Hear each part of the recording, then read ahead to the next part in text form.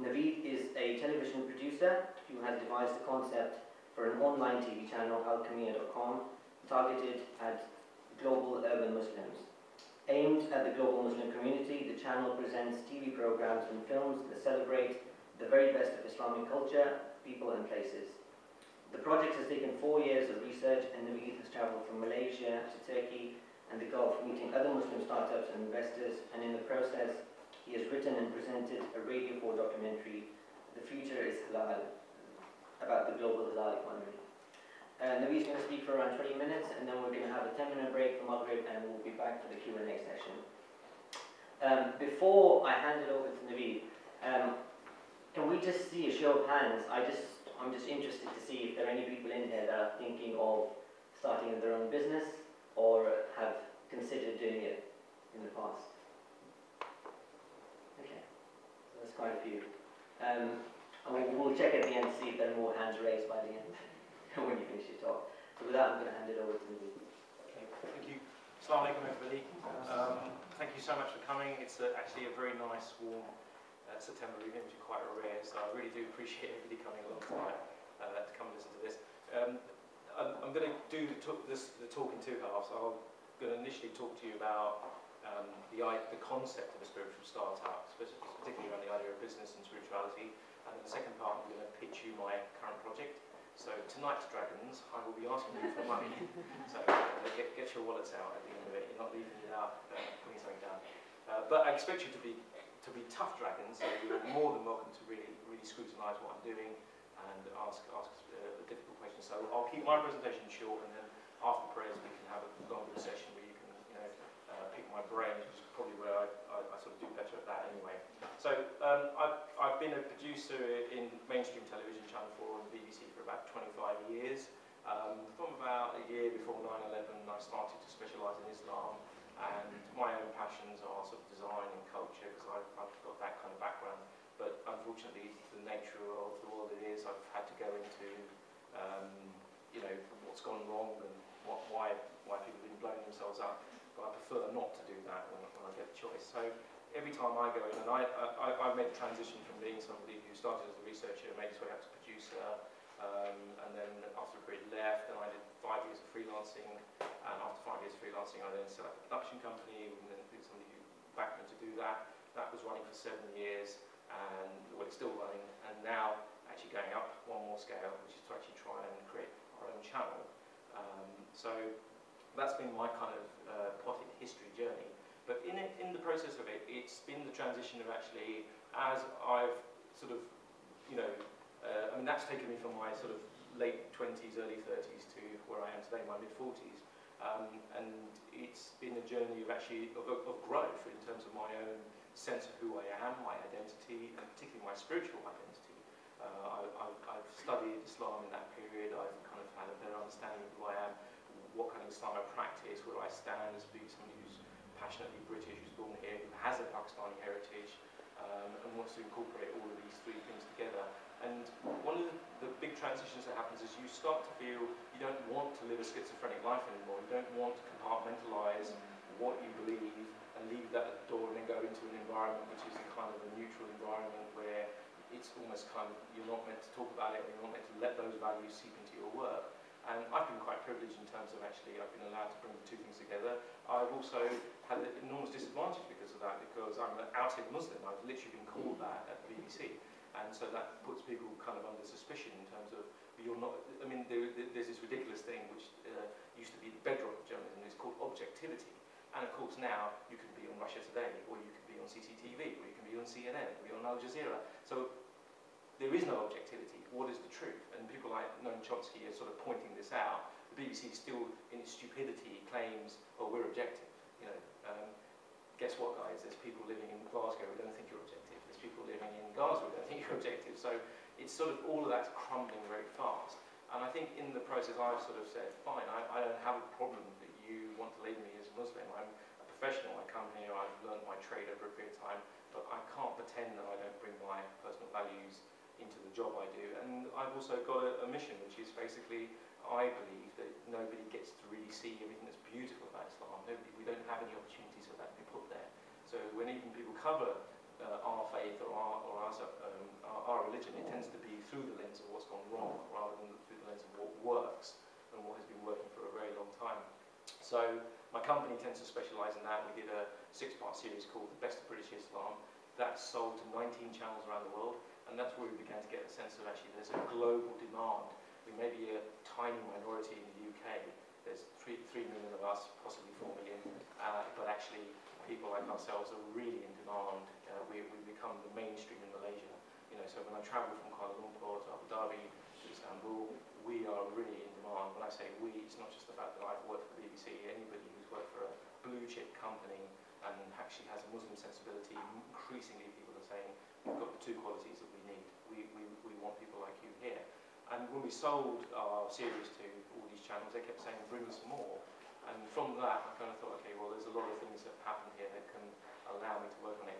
So I embarked on a journey which has taken almost 4 years to get to this point and has cost close to about £100,000 of development.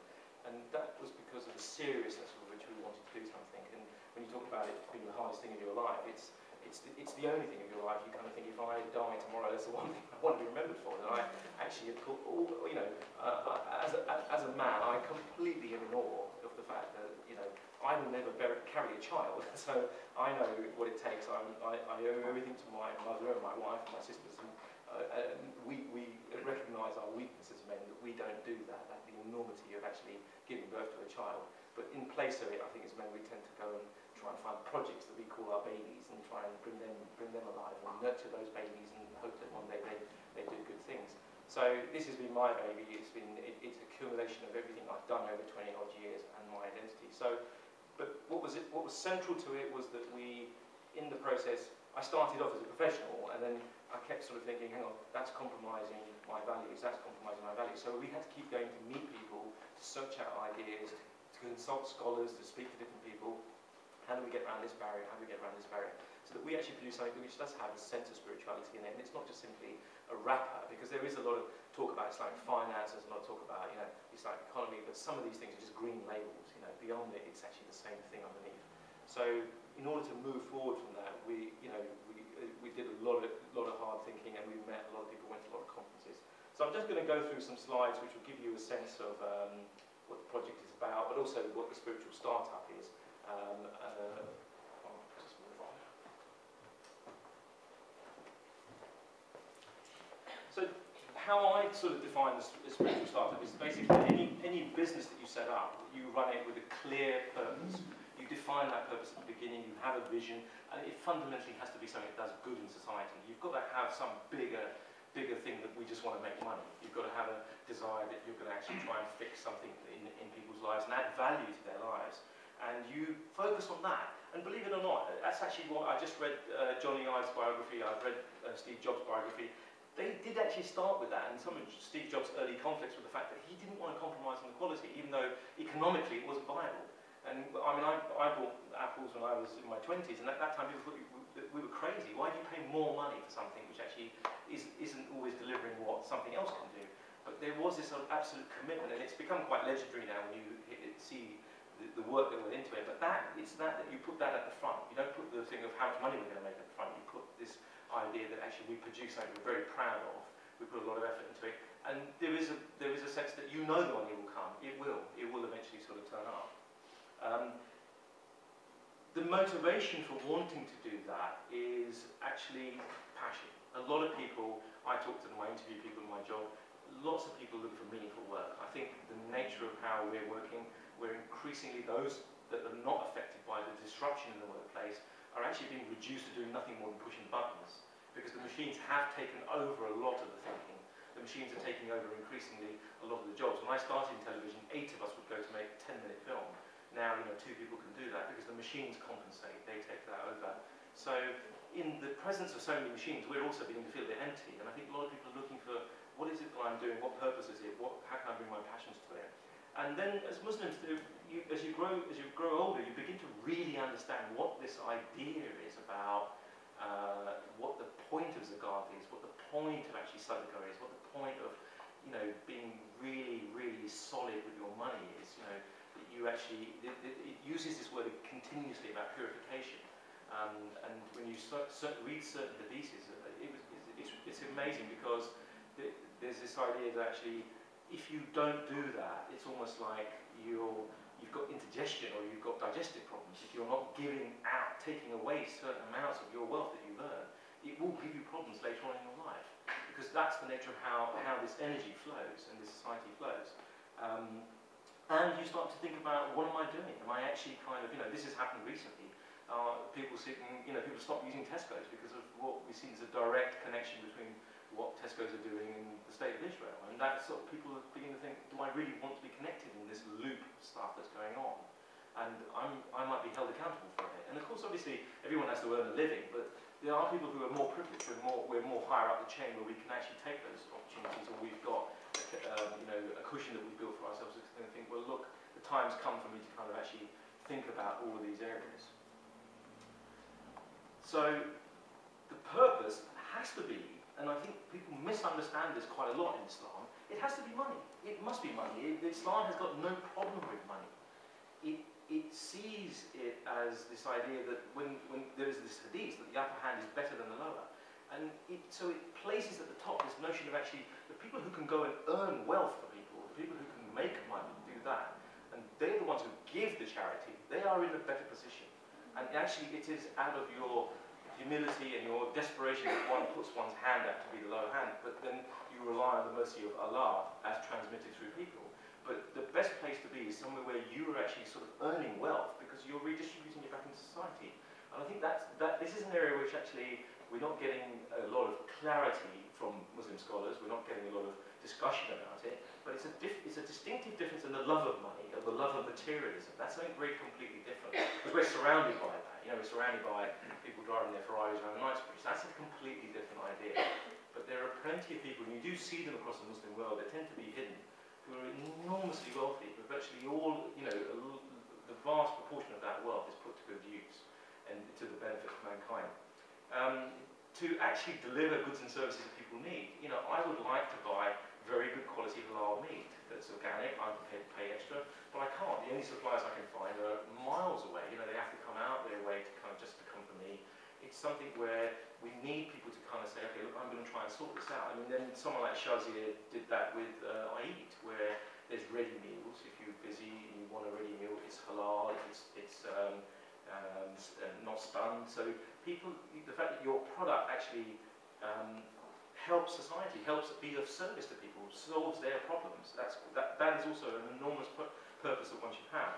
And then the last thing is this idea about creating employment, because that is also something that's beginning to disappear. It's beginning to disappear in our societies. As disruption takes place, as machines and efficiency arrives, more and more people are finding themselves actually what they've trained for is irrelevant, what jobs they had. And then also there's this concept of rent seeking, where people are basically making money off the back of assets that they have, which have been passed down. That's not actually creating new value. That's not entrepreneurship. That's not taking risks. That's not taking chances. And that also will lead to a kind of probably a lot of the situations we have in many Muslim countries, where you begin to have an elite who have wealth and a mass of people who can do, no matter how much hard work they have, no matter how much intelligence they have, it's not a meritocracy. They cannot move up and down. They cannot through their hard work, achieve better in society. So the idea of actually helping other people through your work, creating employment, giving people jobs, giving and sharing with them the wealth that you create and the jobs you create is very, very important. So why is this becoming important now? Why did people not do it 10 years ago, 20 years ago? This is a zeitgeist, and it's not just Muslims who are thinking about this. You can go out, you can see Tom's Shoes, you can see Zappos. There's lots of new companies that are coming up, and there's a whole concept of the B Corporation in the US, where actually people are very committed to this idea of we're not just a company that makes money. We also give back enormous amounts, and actually that's just as important to us that we give back to society. And I think some of it is about peak capitalism. This idea of actually so much obscene amounts of money being made off the back of people. There are people who run clothing companies who are just. Philip Green's 60th birthday party, he built a brand new nightclub in Mexico and flew people on private jets just to celebrate his 60th birthday. And that cost him 60 million. And this is a man who sells shirts and jeans. It's not somebody who's invented some amazing drug or something like that. And so it's this kind of idea about the fact that people who can make money are not just making a decent profit, they're making an absolute killing at the cost of actually, tightening the screws further down the line. And I think because of that, a lot of people are saying, look, I'm not sure, I'm not happy about this. I don't want to be a part of this anymore. I want to see if I can do something that's different. Transparency culture, it's virtually becoming impossible for you to operate without, we've seen it happen in government, we're seeing it happen where people have been, sex offended in the past, they've committed terrible crimes, all of it's coming out.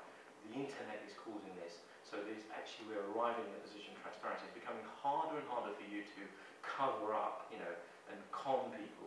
And I think because of that, people again are very conscious. What's it taken from me? I wear Gap jeans. I've been wearing them for 20 odd years without thinking about them. But after Rana Plaza, I did notice that it says made in Bangladesh. So I've written to Gap. I want to, am I wearing jeans that people have died to make? This is ridiculous because I don't care. I'll buy them from whoever will sell them to me, but I want to make sure that people get paid a fair wage to do that. And more people, and I think particularly in Islam, there will be an increasing awareness. It's one of the things that Sheikh Hamza's very strong on. He's been lecturing people about this. So people are becoming really aware of what those supply lines are, what the cost of it is, and that cost isn't just about money for us now. And then for people like, for us in this society, it's this idea about first world consumerism. Do we really need cheap clothing? Should we really be kind of so concerned about how cheap it is? Do we really need so much stuff? How are we going to kind of maintain all of this? If everybody starts to have the lifestyle we've had, we'll kill the planet in a very short period of time. If all the Chinese want the same standards that we've got here. So it's not fair to say to them, we live like this, but you can't. No, we've also got to try and compromise how we're living. We've got to start to hold ourselves a lot more accountable. And I've witnessed that where I live. There's plenty of sort of Facebook groups where we swap stuff. Literally, we've given away my boys have grown up from toddlers, and we've just given stuff away to people who need it to save them having to buy things for a bunch of grapes. We don't want any money back, but it's a redistribution of goods and services. I think there's more and more new ideas coming around that. Do you really need to own a car? If you live in London, you can get a zip car. You can reduce ownership. You can do that. So this will impact actually on the economy generally. But there are people beginning to sort of think about our levels of consumption, and anybody who can provide solutions and ideas that come into that, that is also sort of very, very relevant in that. So what is the Muslim position on all these areas? I'm not a scholar in any way, but the kind of idiot's guide of it is that fundamentally we believe in risk. We don't believe in risk, and the risk is this idea that actually it's written. What God is ordained for you, your provision is coming from Allah, and you're not going to eat another grain of rice more than what's there. But the paradox of being a Muslim is that you have to work. You can't just sit there and say, I'm not going to do anything. You have to struggle, you have to push yourself, and you ask Allah to bless you, to give you those blessings. But what you don't do, which is what is going on, is that you don't try to control that process. You don't try to kind of preempt that. We don't do, one of the things that actually is forbidden is, and I think Asim sitting here probably knows it better than I do, but hedging, doing hedge funds, that kind of thing, where you're fundamentally trying to protect yourself. So a certain amount of that is allowed, but fundamentally the idea of Islam is that it is in God's hands that your wealth will grow or not, and you have to just do the best you can. But you share that notion of risk. Where there is risk, you share it, so everybody comes in as an equal partner. Doing business is an integral part of Islam. The Prophet was a trader, the examples are there. The Quran actually uses a language. It often talks about giving people fair measure. It's a language of traders, so it's there all the time. But also, these transactions are seen as an opportunity for good. Our marriage is actually a contract. It's not a marriage made in heaven. It's a contractual responsibility in Islam. So often a lot of how we understand relationships is the haqq that we owe people, what our dues are. It tends to be defined. The Sharia defines a lot of these actions. What you owe God, you've got to pray your salah at certain times. There's certain amounts of types of prayer you've got to do. You have to fast for a set period. It's all very contractual and it's very defined. That is also how people meet each other. And of course, a lot of Islam is spread through the correct practice of those transactions. We talk a lot now about CRS, and it tends to be just a lot of talk but not a reality. But that honesty actually has to be sort of bound by the rules of Sharia. And business people are seen as ambassadors for the faith. They have to be seen as being honest people, and that honesty is very important. And then coming back to this idea about wealth and poverty, it's it's actually, you're meant to have the exact same attitude to your wealth as you are to if you were poor. It's just two sides of the coin.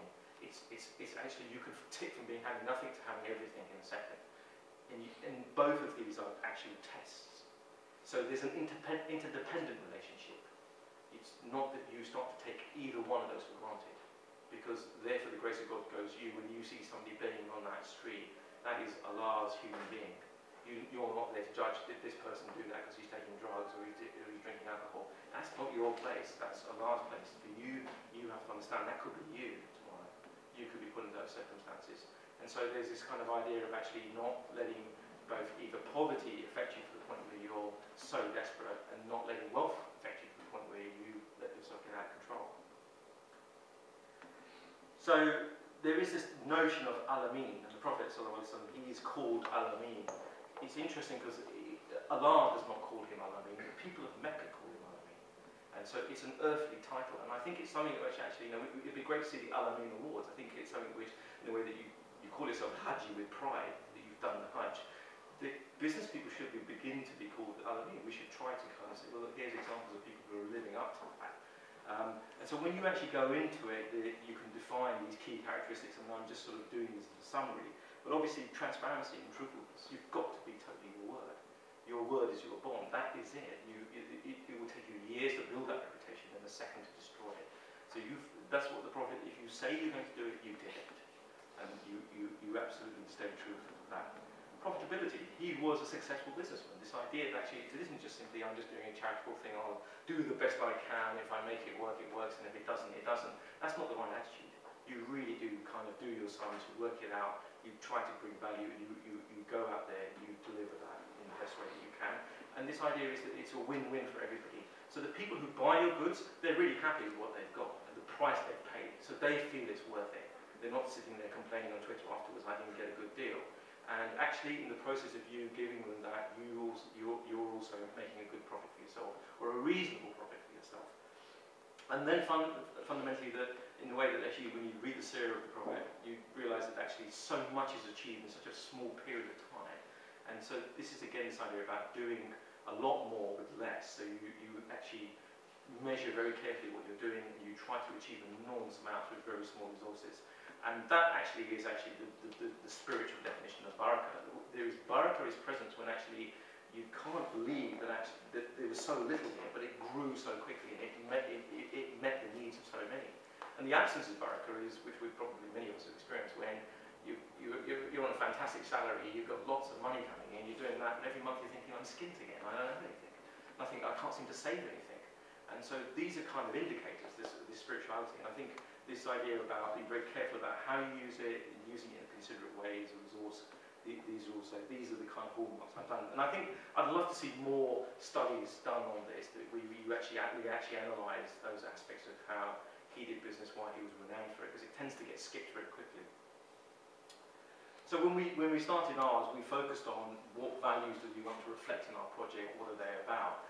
And the main thing was we were building a product, we looked at the market data, and we were building a product which was actually for a group of Muslims who live in an arc from Kuala Lumpur right through to Abu Dhabi, into Istanbul, across to London, right through to California, taking to New York.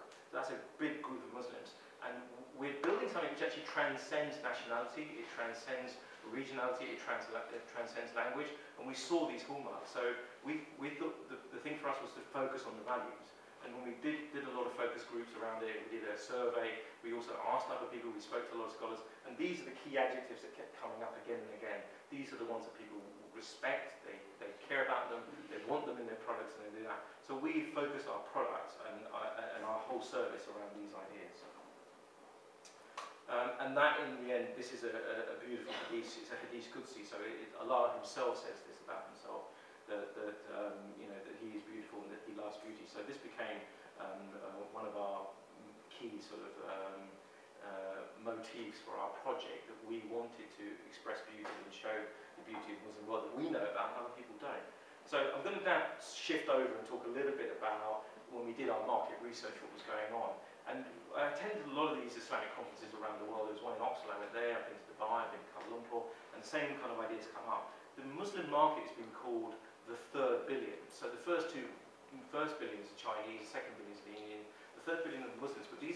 aren't Muslims who are in one place, they're spread across the globe.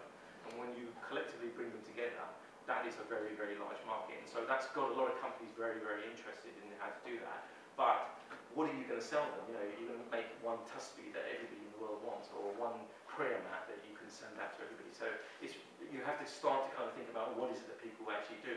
And, you know, the interesting thing is that, I'll move forward here. In that, what we found was there's something called the 3 Fs: food, finance, and fun. So these are the things which are dominating. Food comes first because it's a non-compromisable issue for people. Wherever they're going to go in the world, people are looking for halal food. And so people have woken up to that. When we looked at the KFC here and what we've seen recently with Pizza Express, despite the negative publicity, nobody's turned around and said, okay, we're dropping halal. Nobody's done that, because actually, despite the negative publicity, the gains in income for them by offering halal to the Muslim consumer is far bigger than the people who are complaining. So people have taken that very seriously, and it's just growing, it keeps growing. But after that is finance, and that's another new industry that's come through. It's only about 10 years old. A lot of ideas in it still sort of being tried out, but it is growing at a very fast pace. And after the credit crunch, more people feel safer putting their money within that space because of its got a very healthy attitude in terms of actually debt, not taking on debt, you know, being interest free. And the third F, which is my area really, is fun. And wow. Yeah, that's how much money we're going to make. Yeah. So fun is quite important because that's been missing from the equation. And fun is all these areas: travel, cosmetics, fashion, entertainment, technology, media, and you know, people are eyeing it up. They're doing studies on it, and it is really growing quite fast. And I do media, so there's an opportunity there for what I was interested to do. This was just, it's interesting. I mean, there's a book here called Mechanomics, which Wali Nassar wrote, and he's an amazing academic, but he wrote this book about 2 years before the Arab Spring started, and he predicted the Arab Spring. He actually said, you know, looking at the demographics of what's going on, there's going to be this whole group of young people who are, if they cannot find meaningful work, if they cannot be given employment, you know, they are the potential, they are the people who actually stop the terrorism, because, but what they want is, they want houses, they want jobs, they want to bring their families up, and if we can't solve this problem, we're going to have big issues on our hand, and actually that's exactly what's happened. But he's also identified a lot of these markets. The Economist is interested in their marketeers, you know, Ogilvy Noor is a new agency which is aiming to kind of tap into the Muslim market. So all of these people who are big blue chip companies are looking at this because they will just introduce a halal section. But at the same time, it means those of us who are Muslim and want to be entrepreneurs, we have opportunities where we've got first player advantage because we actually understand these markets. We don't need to go off and consult experts and do studies. And so that's where we need to come in earlier and get in there with our ideas and set the market. Oops, sorry. So this is the video that promotes the project that we did. I don't know how many of you have already seen it, but it'll give you an idea of our project. I believe something very simple. We should all be involved in informing people, inspiring people, and influencing change. Let's start those changes from within. If the core of our being changes, the world will change. And that's what we're talking about when we talk about alchemy. Alchemy is an online television platform, somewhere between Netflix and the iPlayer. It's content that you can access through your computer, your laptop, your tablet, or your mobile phone. We've got a very wide range of content, and it's actually something that people haven't seen before in terms of projecting Muslim or Islamic culture. Programs about religion, programs about history, programs about countries, about people, their culture, their food, their fashion, their design, their dreams, their aspirations. And this channel is about creativity, thinking, widening your horizon, reflecting, finding Allah in fun and learning.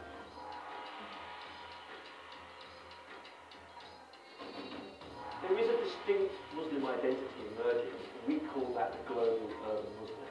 The same mindset exists whether you live in Sydney, whether you're in California, whether you're in London, or you're in Kuala Lumpur. These are people who are sophisticated, educated Muslims that have got all the latest technology fanatics and they love to travel. But at the same time, they care about their Islam. For us, these are our customers. So this channel would look for the best filmmakers, best commentators, best producers. I've personally worked over 20 years within the UK broadcasting industry, for the BBC, for Channel 4, so I'm bringing a lot of that experience to this project. The whole business is based on an ethical framework that we've spent a lot of time thinking about. The key thing is, from a business perspective, with that development in technology, we don't need to have all sorts of very, very expensive kit. And that means that we can come out and launch a station like this with so much less money than we were looking at a couple of years ago. From the perspective of a non-Muslim, this really has the potential to go global. It's lifestyle for 1 billion people. Alchemy is not about studios or presenters or expensive gadgets. No, it's about reaching the world. From Jakarta to California, the very best of Islamic culture.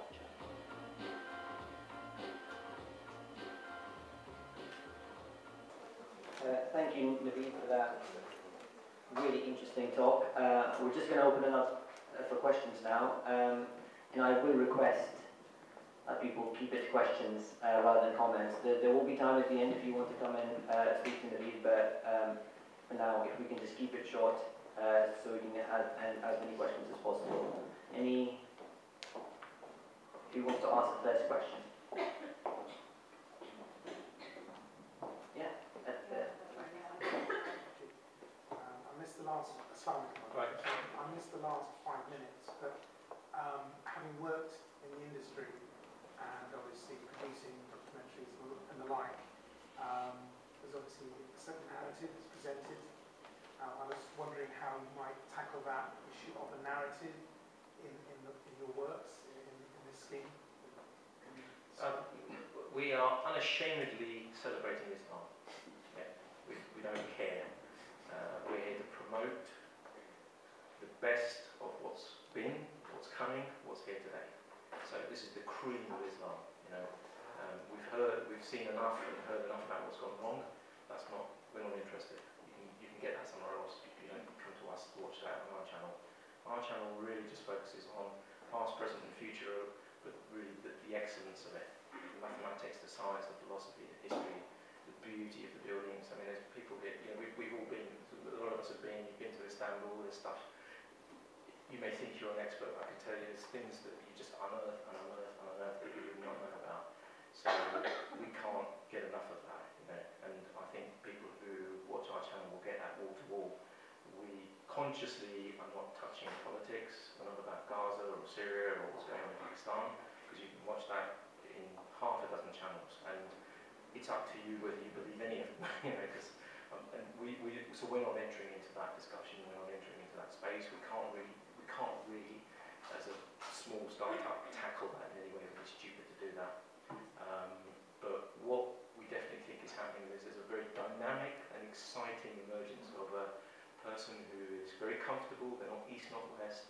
They're aware of their heritage. They're aware of their Muslim values. They move across all those spaces. They've got, you know, somebody's got an uncle in Canada. They've got cousins in Pakistan. They visit their friends in South Africa. They're okay with everything. You know, they fit in there, and they're high achievers. So this channel is not just for them; it's also about them, and it's there to champion that. So the narrative is: here is the best of Islam, really, what was, and what's coming, and what's here now. Lanier? Is there danger that it might be quite elitist? Because if you're looking at is there danger that it might be quite elitist because you're saying you're looking at people who are high achievers, meanwhile the majority of the Muslims in the world are struggling with some of the problems you mentioned earlier, such as Bangladesh? It's consciously elitist. I think that's the attitude I have, because the bottom end of things are very well covered, really. I mean, there's just so much going on with a mass of people, one size fits all, and increasingly, I think there is, when you hear the frustrations, it's when you want a bit more, when you want to dig in a bit more. Now, by the nature of that, if I present to you a biography on the life of Sinan, say, who designed some of the most beautiful buildings in the Muslim world during the Ottoman period, and I present that to members of my own family, 50% or 60% of my family would say they'd rather watch Fast and Furious. They really couldn't care less by this man designed these architecture and buildings. So in this day and age, it's too late. It's impossible for me to convince someone. It's impossible for me to convince someone who's addicted to McDonald's to eat fresh fruit, to eat a salad. But there are people who want to eat the good quality stuff, but it's not there. It's not easy to find it. You know, there's films we want to see, there's ideas we want to have. Now, it's my theory. You know, I don't know. I'm sure other people share it, and people will criticise it. But I think actually what needs to be done is we need to galvanise that group of people. And you can call them elite. I don't. I just think they are the cream of the community.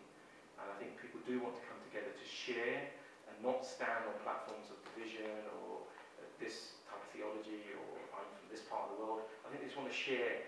And when we did a survey of about 500 people within our target audience, and they were saying, look, I'm in California, but I'm really fascinated with what the guys in Cambridge are doing. People in Cambridge said, look, we're really interested in what's happening in Kuala Lumpur. People in Kuala Lumpur said, well, know what's going on in Lagos. And I think it's about language, it's about intelligence, and I think you have to start there. If that succeeds, two things happen. There's people just below that, they start to aspire upwards. They look at that and think, hang on, there's an image here, there's a whole group of people here who are doing something. They're like me, they're Muslims as well, but they're making it work. That becomes a role model then for people slightly down to kind of raise their game a little bit. But as for the mass of people, whatever, well, you know, we don't have the resources. We don't. It's the uniqueness of the Quran that one book talks to 1.6 billion people. As a television producer, I can tell you, but I don't know anybody who does that. There is data, and there's been a huge report recently. If you go anywhere in the world, from Brazil to Pakistan, and they did this, you put a 10-year-old boy in a room and you say, draw something, they will either draw Batman or Spider-Man. That's anywhere in the world. That's a hidden impact of globalization, but also American imperialism. Those kids will never come up with the Pakistani Superman. They will never come up with the Brazilian version of it. They are so conditioned to think that the only type of superhero that exists is Batman or Superman. And that is the death of creativity, and that is the success of American imperialism. Now, I'm hoping that we can, at some point, have our own comic books. Well, they're there. It's called 99. You know, a gentleman in Kuwait made it. He's made it into a TV series. And the 99 superheroes are the different attributes of Allah. So it's there, but it's never. But put it in front of a Muslim kid, they won't watch it because they're so conditioned to believing in the other stuff. So people have to start somewhere. And I think you have to start with people who are already empowered and intelligent enough to understand this is good for me. I'd like to do this. Or your market in terms of people who already are hungry for your product. Sorry, can I just come back on that? I think it's interesting, but I think there's also a danger that you then get stuck in that paradigm. So you're saying, well, actually, this is what we consider to be high achievers. So you're counteracting, you know, whatever it is, Hollywood, etc. Whereas, you know, when you do travel, you know, sometimes it's the simple things that amaze you. It's the little story or the experience in the village or the hospitality. And certainly when I was growing up and, you know, in Nigeria, it was very interesting. The dramas that were very popular were about normal people. And in a sense, you know, Nollywood now is growing very big. And they don't have global superstars. They're churning out film every week. But what is so interesting in terms of culture and why it's so popular amongst Africa is that normal people can connect with that. And I think there's always a danger of, you know, we're counteracting A on this side, we're counteracting that on the politics side, you know, it's the war against, you know, so there's always a counteraction, whereas there's this whole mass of people who have interesting stories, who are just living normal lives. And you see some fascinating documentaries like the BBC, Worst Place to Be a Binman or something, you know, not particularly Islamic, but very, very interesting. And I think there is a big audience for people, you know, who want to hear those human stories around the Muslim world. I'm completely in agreement with you. I think perhaps I've not conveyed that, but we are interested in that. We do think that is the kind of thing we would have. You know, there are nascent film industries in many places. In fact, Nollywood is one of the better ones. But you know, we found 180 Iranian films which have won awards outside of Iran. I've watched 4. I thought I was an expert on them. There's so many there, and I know about Nollywood, but I don't know what are the best 3 that have happened in the past 10 years. So we would pick those, so they're like an introduction to people. And in terms of those stories of ordinary people, we celebrate that. We celebrate the sense of how people, despite the bigger agenda of problems that are going on, are just making their lives a success or carrying on. When I say it's aimed at the ABC ones, it doesn't mean that everybody who's ABC one just wants to only see other people driving Mercedes. They also care about what's happening in the villages, what's happening in the schools. You know, it may not be discussing the intra-politics of Imran Khan and what's happening in Pakistan at the moment, but actually on the ground, someone's still got a school to run, someone's still got children to feed, and I think for us, those human stories are definitely there. But one of the things that we're doing, which is actually a new trend, some aspects of that decision-making is really what comes back from the customers. Because it's an online service, you have a very immediate relationship.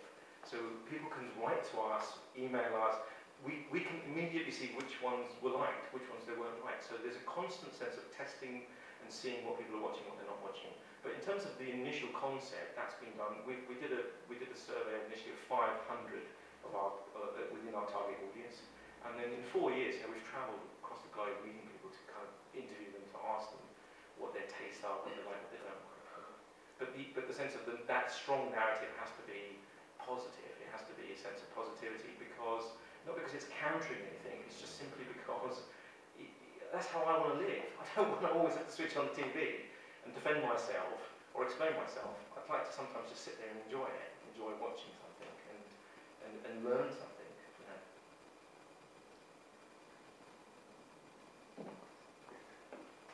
Congratulations, this is really fascinating. I was wondering if you could talk a little bit about where you plan to, or how you plan to source or produce content. Well, it's quite unique actually, because I'll tell you a story. My wife wears, not a lot, she'll get annoyed if I say this, but she wears clothes from Monsoon. And if you know a bit about Monsoon, they've got a studio on the A40, and everybody who works there happens to be, you know, British trained designers. They know who their market is, they know what the current trend is, they know what kind of fabrics are in, they know what kind of cuts are in, they know what kind of patterns are in, they plan all that ahead. But all the clothes I've ever looked at she wears are either made in Morocco or made in Bangladesh. So we've gone around and met producers. I've met, you know, producers in Karachi, I've met producers in Lahore. Now, when I've seen their stuff as somebody who's worked at the BBC or whatever, the standard is phenomenal, because the actual technology for production has dropped. You know, a Canon D5 and Final Cut Pro, you can produce beautiful films. And they've got incredible stuff. So I said to them, look, I mean, why are you talking to me? Why don't you get this on the local TV channel?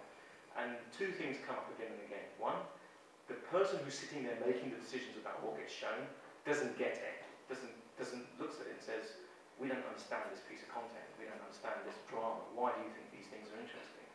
But actually somebody who's sitting here, it's incredible, because they've really tackled the issues well, or they've highlighted something that people, it's right under their noses, they haven't seen it. And then the second issue they face is the person who often takes it says to them, well, where's the money under the table for me? You know, or are you related to, we only take projects, we only take films from people who are related to so-and-so, or somebody said that, so you're not in the gang.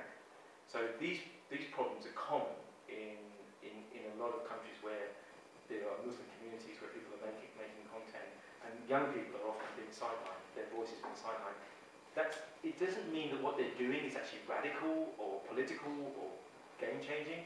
It just simply means that there's a degree of creativity that people often don't get it. They think it's cut too fast, or they think that it's not playing properly. So we've sort of tapped into these guys.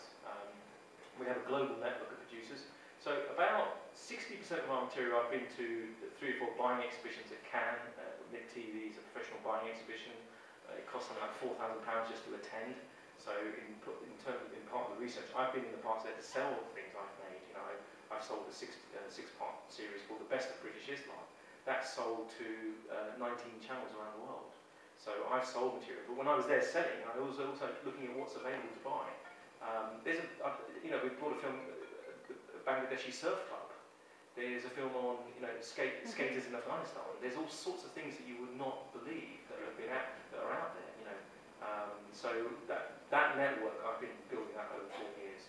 So we're looking for content from all over the place. I mean, there's somebody I've met who I call him my friend. He's actually not a Muslim. He's Hindu. He lives in Delhi. He makes about 2 films a year for National Geographic, and he's going to put a group of 5, 6 young producers together, train them to work under, and he's making content for us on different aspects of Muslim life in India, cultural history, various other things. So we've got this network really globally around the world, and there are key people like Mustafa Davis is in California. He's based in Chick Hunter's Place. There's key producers in Istanbul. So again and again, I think what they're finding is that they're having to negotiate that space between TV channels which are very secular, uncomfortable with the idea of even knowing what they want in religion, and people who actually are kind of quite clear about what they want to try and express. So it's finding that space there. I think the online television platform slogan is slightly confusing. I think it's more video on demand, which is where you're coming from. Sure. So, I mean, I don't know if you can address that or what have you. It's very early days for us, so it's been 4 years, but at the same time, language is changing, and it's interesting. I mean, that's really important feedback for us because we're trying to see what people. That's why I always say people something like between Netflix and iPlayer. If you say that, people understand it instantly. But do we even call it a channel?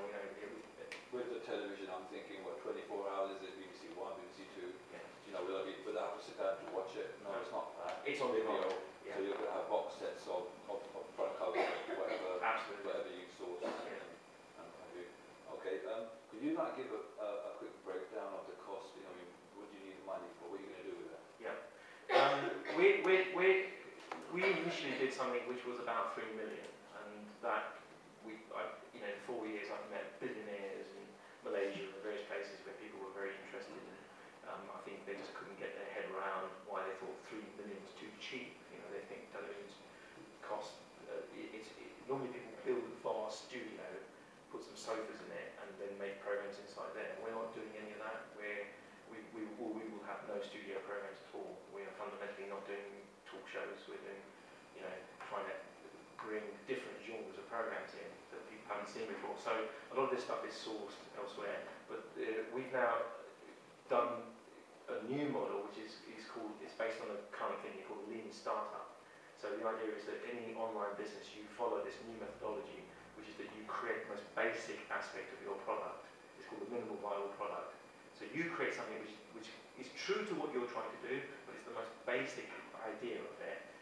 Put it out in the market, and then you see what people think.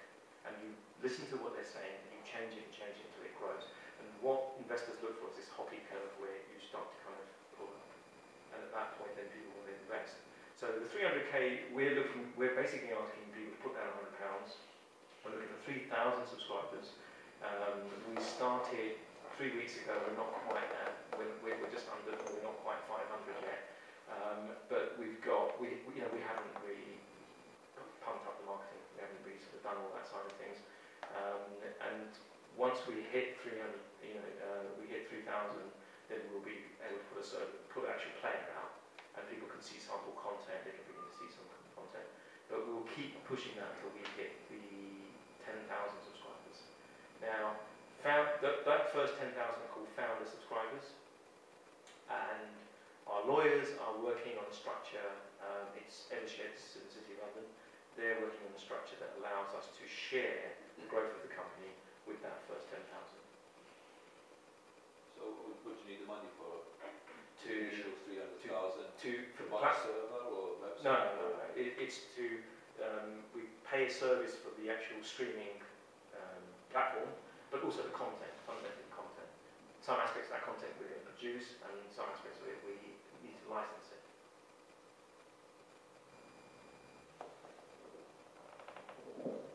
Any other questions?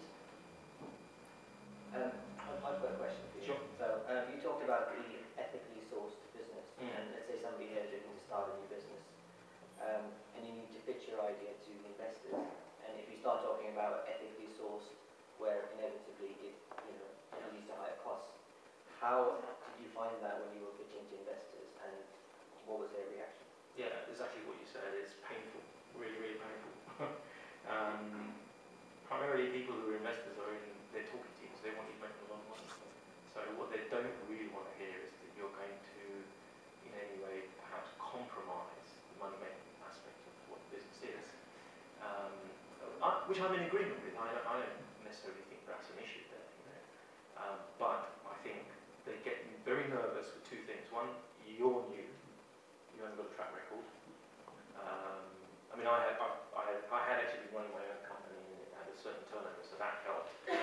It got the door open. I mean, I got to see a lot of people because of my previous work, but they get nervous about that. They get nervous about it's a new concept if you're doing something that nobody else has done, and then they get nervous that you're actually going to do it in a way that people don't normally do business. But at the same time, these are the businesses which are beginning to make an impact. I mean, I don't know if people know about Tom Shoes, but this is somebody who had a shoe shop in California, and he used to buy aspirational, which are made in Panama or in South America somewhere.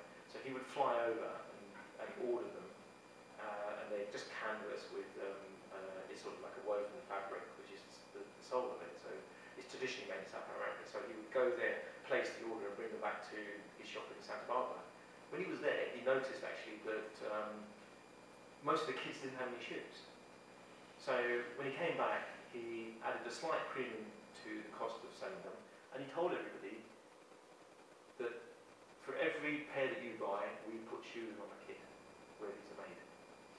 And people happily paid the extra money. And like that, there's now people doing something where I think you can buy, you can buy kind of curry, sort of frozen curry or something like that, or spices, where they feed people in Bombay. So when you buy that, somebody in Bombay gets a meal. There's glasses. If you buy your prescription glasses from a particular company, they then get glasses to people in Africa. And there's, it's growing. I mean, there's a fantastic idea where there's a company who produces trainers, and they built a factory in Kenya, where there's no factories. There's huge unemployment, and they could have made a killing of it if they just put the factory in China. But they purposely put it in Kenya because it created jobs. And so when you buy those trainers, you're told all this. You're buying them for that reason. You're not buying them because they're fashionable. Or, I mean, they are. They look really cool as well. But when you buy them, you know that X thousand people are working in Kenya because you created these trainers. So it is happening, but it's a struggle. It's a struggle with people who've got a lot of money because they want to protect that. So that's why actually things like crowdfunding, coming out to the community, people who share these values want to do something. And you don't need to give thousands of pounds. You can actually just give a bit, and that makes a difference.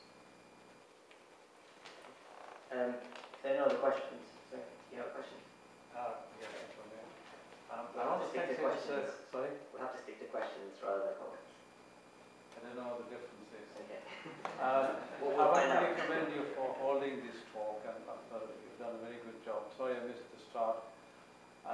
Can I understand what you're talking about in the context of wealth creation?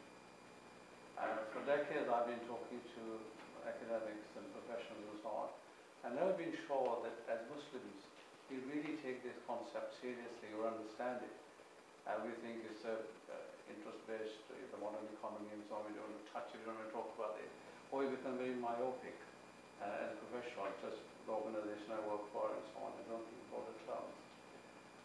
And I've increasingly felt that we have failed ourselves, both in terms of we're talking about zakat and the welfare system. How can you deliver on that? All is based on the assumption the wealth is there and the needs are increasing. Wealth creation, when you touched on some of the things about the heritage and so on, Muslims living here or elsewhere, it's a question of changing and challenging identity. That's the impact of media on kids and so on. If they feel comfortable in their skin as Muslims, both intellectually and socially, the heritage can inspire them. We are very poor in terms of innovation, in terms of research and so on. Your talk, with due respect, is confined to manufacturing and clothing and so on. It's not a criticism, just an observation. But there are also other areas where we are failing, simply because we have not been brought up with the idea that we can and innovating, we can research, we can create wealth for the benefit, in a halal way, for the benefit of humanity and ummah. Do you think this is a step in that direction, what you're talking about? Have you got it in mind? Or is that I think just the media? Yeah, no, I think it's always there, but I don't think it's good to load yourself up with, we're not the saviours of the whole world. We can't promise that to anybody or even to ourselves. I think you just have to do what you feel passionate about, and I can see that there's things where I can make a difference. So I just try to focus on that. If there's an impact anywhere else, then alhamdulillah, that's very good that happens. But I do agree with you, and I think there's reasons why, I was the first in my family who was born in the UK. I was the first in my family who got an education. I was the first in my family who worked not in the family business, who worked for the BBC. So it takes that long for you to come through a professional career and get to the point where you kind of think, I'm done with that now. And I've learned a lot. I mean, half of our non-exec thought is non-Muslims. Channel 4 are saying, look, come on, hurry up, finish this thing, get it out there, because then we'll partner up with you. BAFTA want to come on board because they're looking for a stable Muslim platform that they can start to do co-productions with, etc. And they're looking for that badge of quality. Now that can't have happened 20 years ago or 10 years ago. It's taken time to do that. And it does exist in medicine because some of the early people that came were doctors and have stayed in the system and have actually come through the system. So you can make an impact in that. But in terms of the areas that we're not doing well in, well, we're still not doing well in them because, look, there's a whole bunch of guys here who are creatives in the creativity industry. This is about giving jobs to people who are graphic designers, filmmakers, creative people. They're not valued in our community. We're still not letting enough of those people come through. So I'm saying, we need to, through our project, we will support them. We'll try to create an industry of that because we're behind on it and it's actually quite important. I can remember when I started television. I started in the early 90s. It was haram. I was going off to do a job that was haram. Now, you could like flick Muslim channel, Muslim channel, Muslim channel, Muslim channel.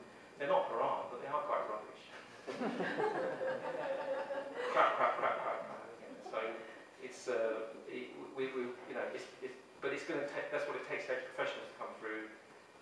10 years, 20 years of doing the job, winning. I mean, I've won awards.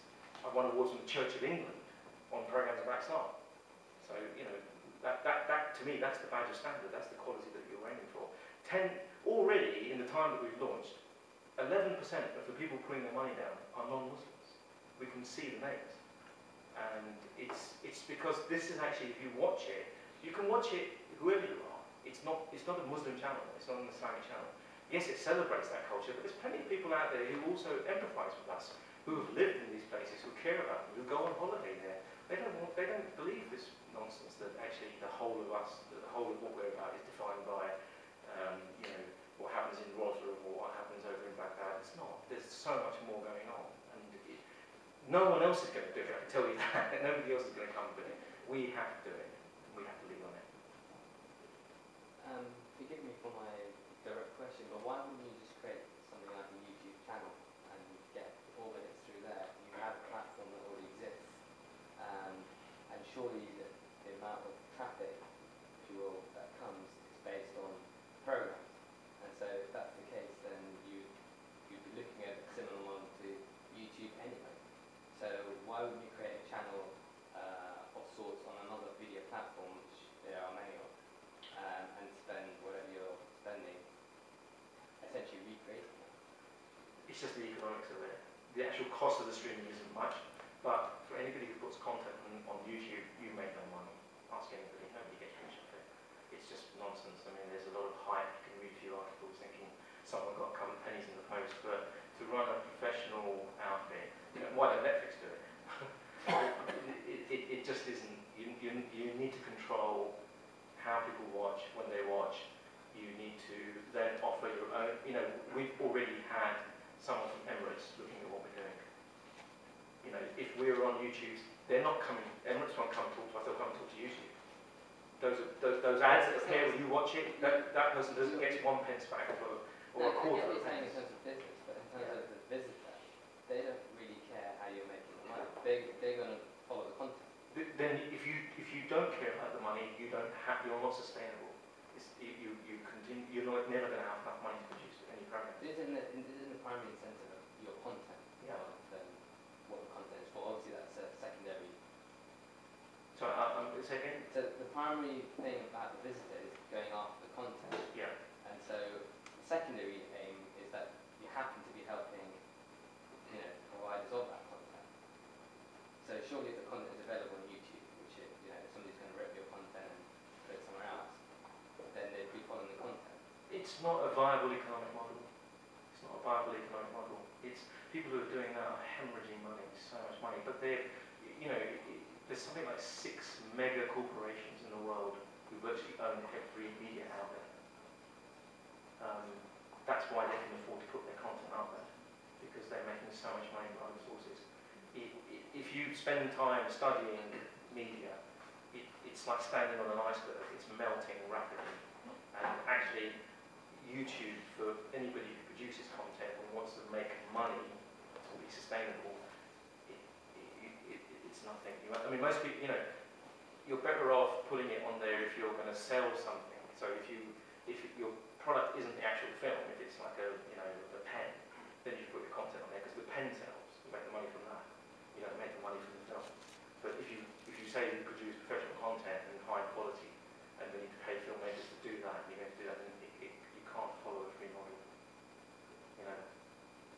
It's premium content. For each of your shows, you would have a 30-second promo on your YouTube channel. We can do that, yeah, absolutely. And we're putting little clips on Facebook, and we will do that. That's just simply the marketing aspect of feeding stuff out. But in terms of the market we've initially identified, it's hard to kind of settle on numbers. But you look at, for us, even 50 to 60,000 paid subscriptions after 1 or 2 years makes us very profitable. And 50 to 60,000 people, there's 1.6 billion Muslims on the planet, and 10% of that is 160 million.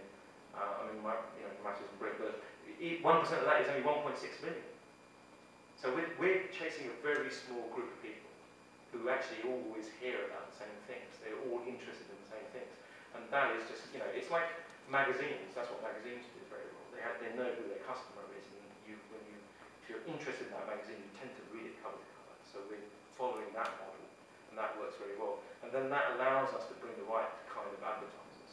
Because if you watch a 6-part series on the best places to visit in Turkey as a Muslim, what the culture is, what the history is, whatever, by the end of that, you're probably thinking, I should go. And so it makes sense for Turkish Airlines to sponsor that rather than have a 30-second advert saying, buy some chicken nuggets. That's got nothing to do with what we're showing you.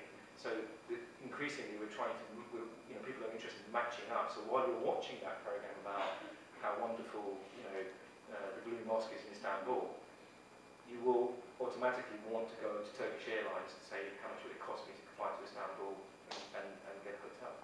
And so they're interested in bringing the money to do those deals. I think, unfortunately, we're going to have to end it there. So we're running out of time. Navid will be here for another 10, 15 minutes if you want to come to the front and have a chat. Just need to make a quick couple of announcements. Next Friday's talk is on Islamic banking. Heaven on earth, can Islamic banking change the world? So I expect to see a lot of cynical faces in the crowd next week. Finally, just I think remind everyone that everything associated with City Circle is all done through volunteering. So if anyone wants to get involved, there's 2 things that you can do. You can either, there's volunteer forms at the back if you want to sign up with one of our projects, whether it's Saturday School Homeless Project or even the Friday events, you can sign up to the volunteer list. If you're not already on our mailing list, please join the mailing list as well, and forms are available at the back. And if you could please join me in thanking Navid for his wonderful talk.